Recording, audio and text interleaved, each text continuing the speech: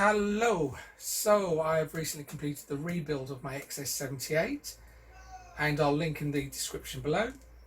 But when reassembling, I only just realised that this bracket here that holds your barrel to the gas tube is made of plastic.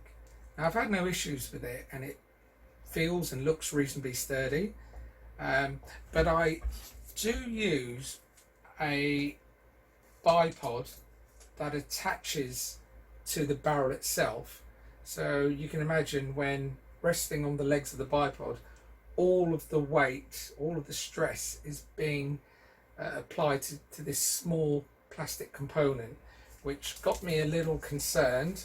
So I've decided to upgrade to a type that fits on the end of the stock.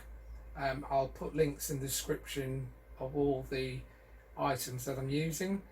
So this particular one uses a Picatinny rail system that attaches to the end of the stock, and then this attaches to that Picatinny rail. Now, broadly speaking, there are two types of systems that you can get: this rail type, or you can get a stud type. Stud types are also used to hold your rifle straps, to connect your rifle straps. I've gone for this type because I didn't want a stud protruding, probably something about that sort of length. Yeah, I just think that this, when using the rifle without the bipod, this will be a neater solution. But yeah, just in case anybody else shares my same concerns, I thought I'd share this video with you. Hopefully you'll find it useful. Removing the stock from this rifle is a nice straightforward job.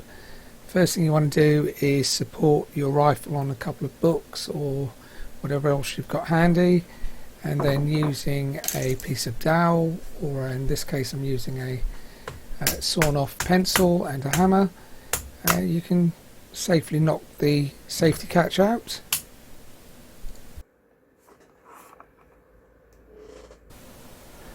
So next you'll need to undo the large nut on the base of the stock.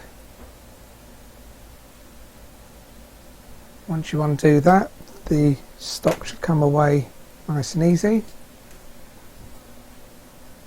Be careful not to lose the washer. And that's it, that's the stock separated from the barrel. So now we're ready to start positioning our rail. Now you want to make sure you're at least 4 centimeters from the end of the stock. It will become apparent why in a moment.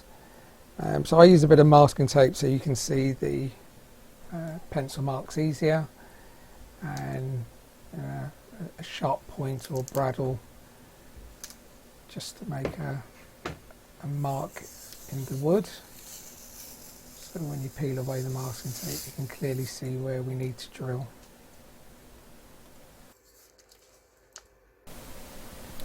So I'm using a 2.5mm drill bit for the initial pilot hole. You want to go down as straight as possible.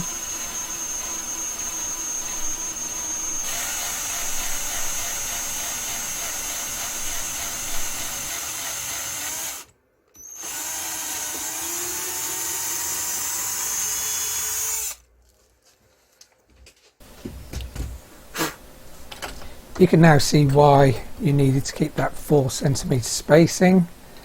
That just allows you to avoid the recess to accommodate the plastic bracket. If you're happy that all your markings are in the correct position, you can now drill through with a larger drill bit. Now I'm using a 4mm because my nuts and bolts I'm using are 5mm.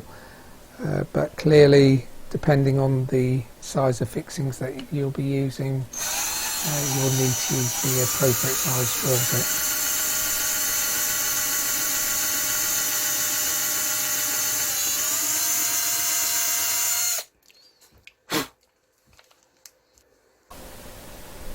Always a good idea to make sure that the holes are lined before drilling your final hole.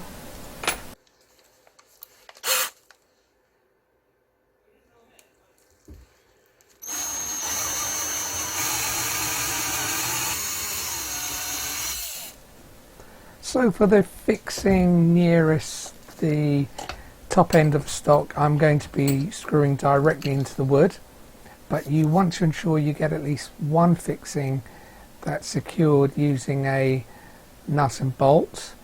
So to achieve this, I'm using a flat 12mm screwdriver bit, and this will create a recess for the nut to sit in.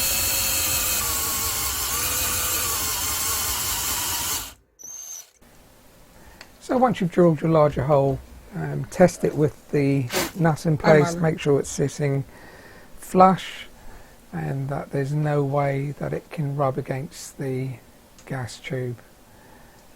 Always a good idea to use a washer when securing. Now I'm using a locking nut, but if you're not using one of those, definitely a good idea to use some Loctite. Once you've got everything in place, just screw down nice and tightly, and that's it, job done. Time to assemble the rifle.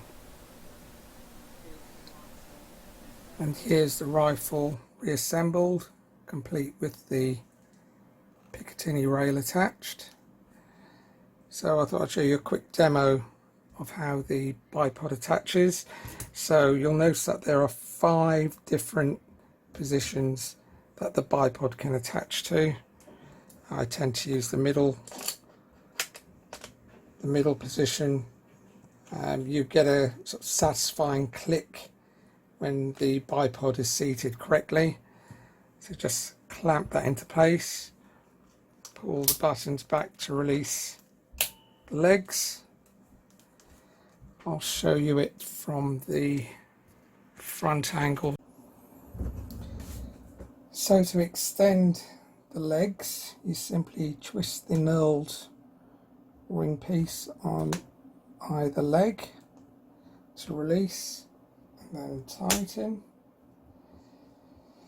So not a lot of height on the extension, but it's perfectly okay for what I intend to use it for.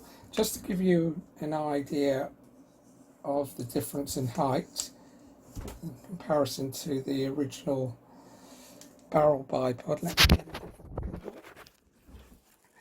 So although the original bipod is much taller, you can see height wise there's maybe about a centimetre difference, and this is clearly because we've gained the additional height of the stock plus the gas tube.